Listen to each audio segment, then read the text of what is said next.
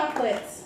The foreshadowing, it's obvious. I have 3 scars from my childhood, an X on my middle finger where the swing set chain took hold, a slash on my knee for going the wrong direction on a metal twisting slide, and a gray freckle on my thigh where I stabbed myself with a pencil. On accident. The symbolism of any is uncalculated. I just let these things happen. I'm lost in this world of online Scrabble, and I'd rather be roller skating bumper sticker philosophy. And the time I take to think about everything I need to do, I could have done it all. The worst part is I know this. I'm stuck in this mental jello mold, floating with a misplaced pineapple. It's easier. Waiting for someone's fingers to come in and scoop you out than to open your eyes to the pressure of bone dust and artificial flavoring.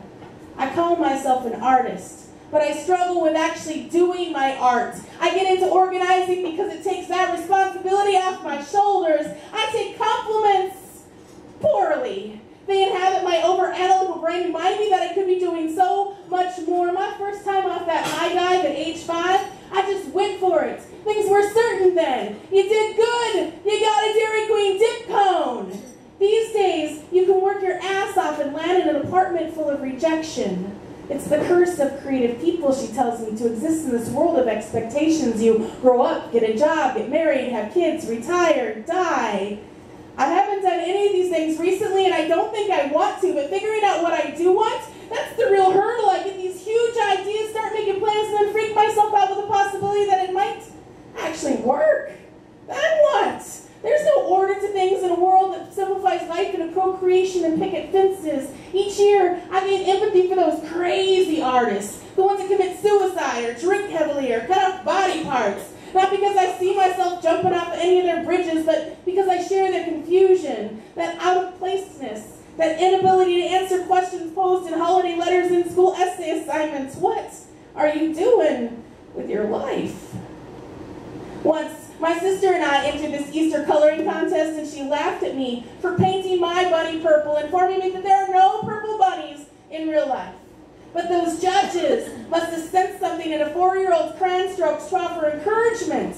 And the first place prize, a purple stuffed bunny sitting proudly in a basket of chocolate treats. Or maybe it was more practical than that. Maybe they'd already bought the fucking bunny. Today, I'm 40-some years old, and I'm scared I'm never going to get there. I alternate weeks between writing poems and frantically writing resumes, still trying to figure out which one is more important. And the answer sheet doesn't match the pop quiz. It's what happens when you ask for directions in a small town in Idaho. It's looking for that building that used to be a Piggly Wiggly. It's challenging yourself to use all 64 crayons. It's exposing your skin to a new lover and wondering exactly what it is you meant that first time you said the word chocolate. Woo!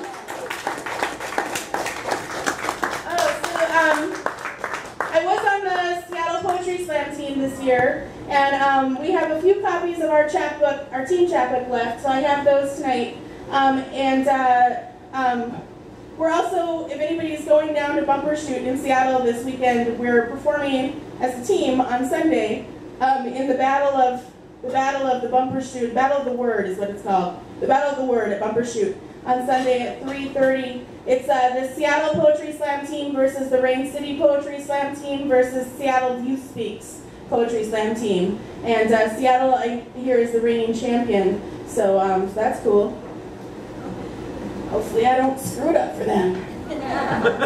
So this is a poem of mine, a newer piece that's in this book.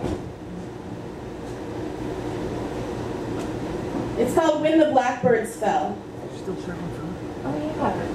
My uncle and his friends. The first report said close to 1,000, then more than 1,000, then 5,000 or so. It was New Year's Eve in Arkansas, the night the blackbirds fell from the sky. They tried not to speculate as 15 men in hazmat suits climbed over roofs and lawns collecting specimens in bright orange buckets. They tried not to speculate as calls came in, as thump thump thuds poured down outside, as the birds just sort of stopped flying, gave up, and fell.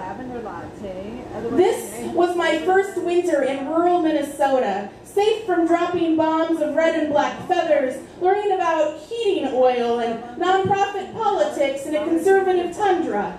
65 random birds were sent to labs for testing while the world wondered, poison, disease, and the meteorologist showed clips of computer screens turning blackbirds into tornadoes, describing a scent as a pulse, as if together they formed a heartbeat.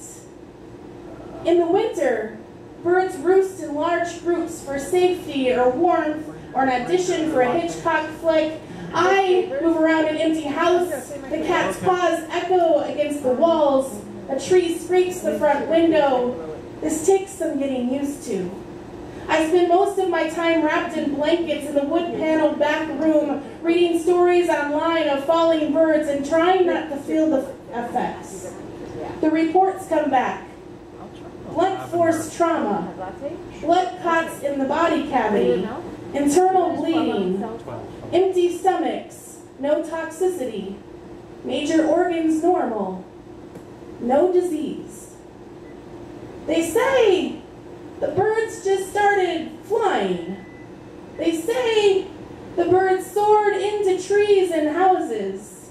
They say stationary objects. They say spooked by fireworks. They say 3 or 4 pulses. They say as many as 20,000 in flight. They say the largest recorded roost was 23 million birds. They say strong winds from the northwest. They say blackbirds usually don't fly after dark. They say it's not unusual, this mass death of animal, the mass falling of birds. But from where I'm sitting, in my bunker, none of it makes any sense. Aren't there fireworks every year? Aren't there strong winds in places from time to time?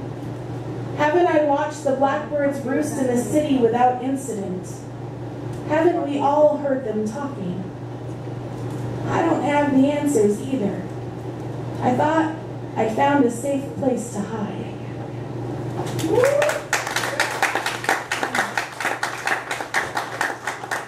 How's everyone doing?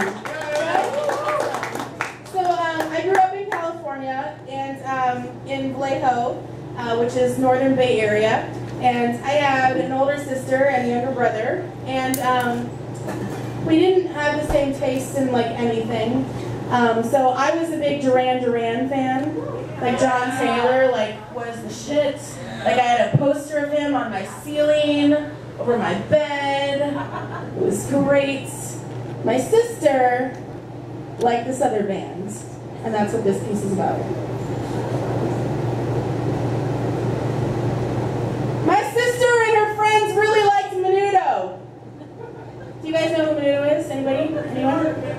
A few people. All right. So Menudo is this like band from Puerto Rico that was like 5 Puerto Rican guys. And when they got too old, they kicked you out and then they brought in a younger one. So everybody knows who Ricky Martin is.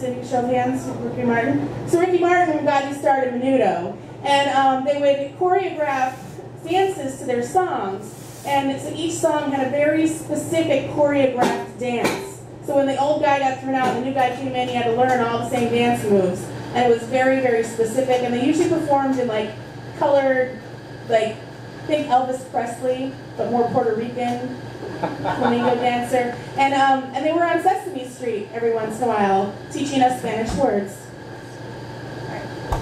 My sister and her friend really liked Menudo. They liked Menudo so much, they would record Menudo appearances on Sesame Street. I still blame Menudo for my association of the word agua with brightly colored wigs. Walking into my sister's bedroom brought about the same response as tourists feel when walking into the Elvis Museum in Metamora, Indiana. Walls plastered with posters, faces adoring t-shirts carefully ironed and hung in the closet. 5 miniature jumpsuit dressed Barbie dolls poised with little plastic microphones. Menudo action figures boxed with a small floppy record advertising Charlie's special message to you in Spanish, leading to endless afternoons of my sister and her friends listening over and over again, trying to interpret the words with only 2 years of high school Spanish classes. My sister and her friends would tape Menudo appearances on other shows too, like Solid Gold, or the annual music award shows, or whatever other television shows that enjoyed Ricky Martin in his prepubescent years. My sister and her friends would record Menudo and try to learn the dance moves to each of their songs. Each song had a different, uniquely choreographed dance, and these girls would rewind and play, cannonball, rewind and play, cannonball, rewind and play, cannonball, until all 5 of them knew the dance by heart.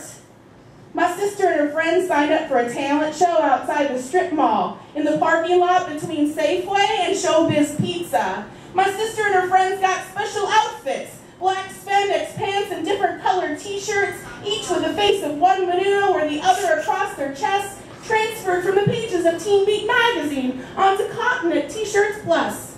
They fought for days over who would get to wear Ray Reyes' face and who would get stuck with the Menudo that looked like Rick Brady in his afro years. Ricky Melendez. My sister and her friends got up on that stage, and as the music started, they lip-synced the lyrics while replicating the dance moves perfectly as they sat in a folding chair, mouthing out the words and counting steps and picturing 5 Puerto Rican boys in shiny jumpsuits. Some 7-year-old girl in a light blue dress and pigtails singing Somewhere Over the Rainbow won that day, and my sister and her friends went home defeated. But later, my sister won backstage passes to Menudo from a local radio station by playing an imaginary game called Bowling for Pigs. The DJ would press a button, and you'd hear the sound of a bowling ball rolling towards the pigs, squealing, and then the DJ would announce how many pins you knocked down. And if you got them all, you got the tickets. And my sister, in a suspenseful attempt to pick up a 7-10 split, won the tickets. After the concert, she and her friends all came home with autographs from that Ricky Melendez Menudo guy, slightly disappointed that they never got to see Ray. But they still really liked Menudo. They liked Menudo more than anyone else I know.